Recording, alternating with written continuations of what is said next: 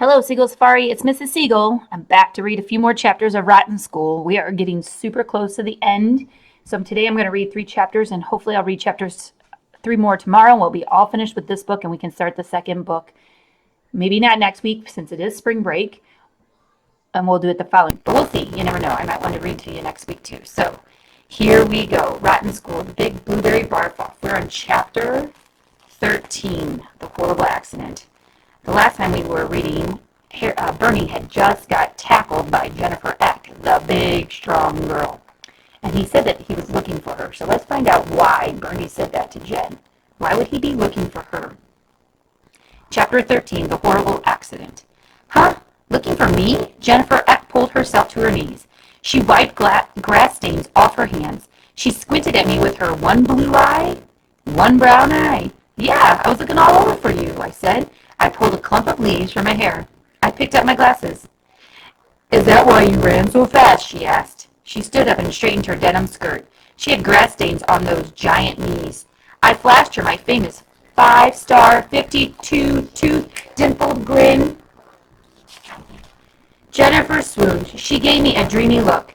The dimples get them every time. Sometimes I push a pencil eraser into my dimples to make them deeper.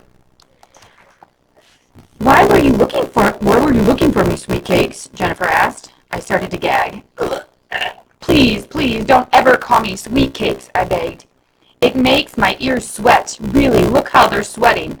Well, why were you looking for me, Bernie? I reached into my pocket for an order form. Would you like to buy a Bernie Bridges t-shirt? They're made out of rope, but they're very comfortable.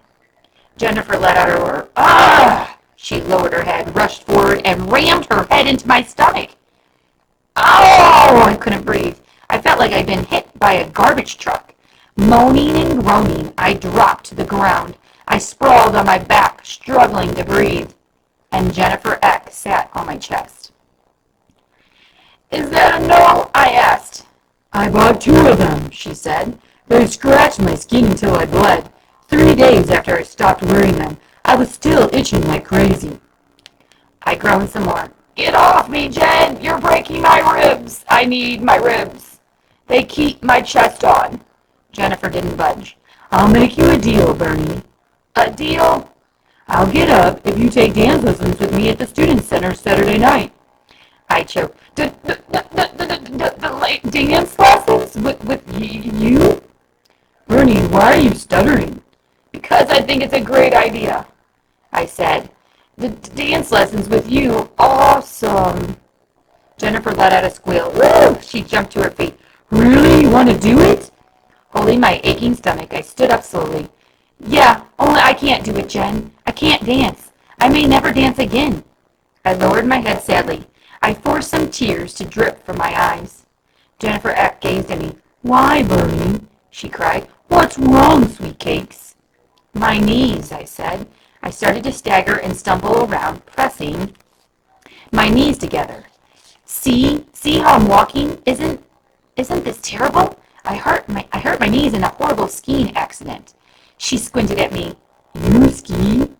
Well, yeah, and I was caught in an avalanche. A huge snowdrift fell on my knees. 2 tons of solid ice. My knees are still frozen stiff.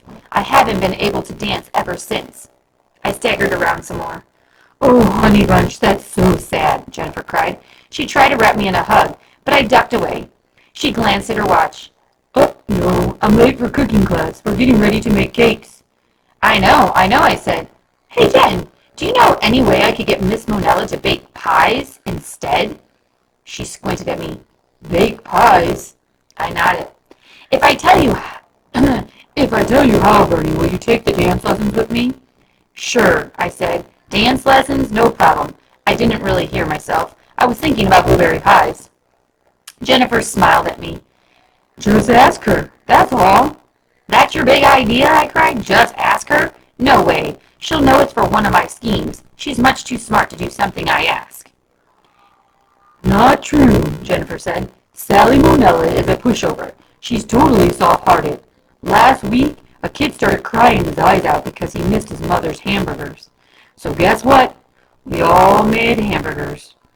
My brain started hissing and steaming again. Crying, huh?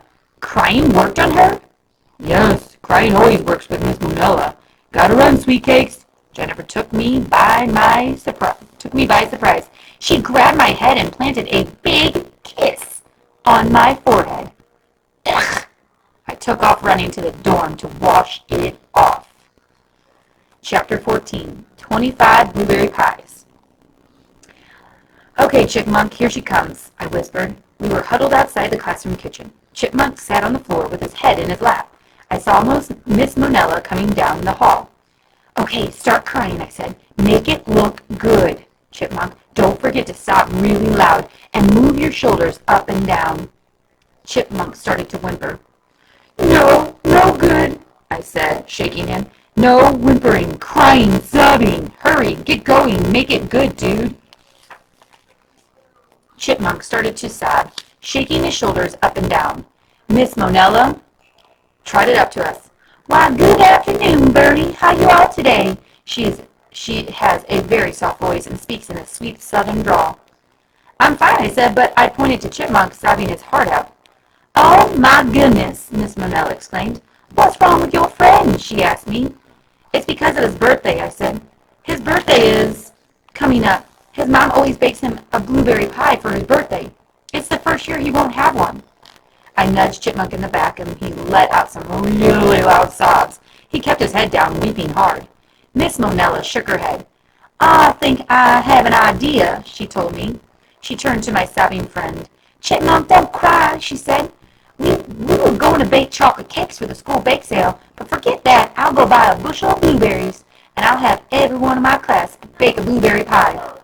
She patted his quivering shoulders.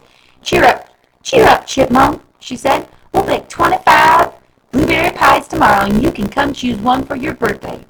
I grabbed Chipmunk by the back of the neck and pulled his head up.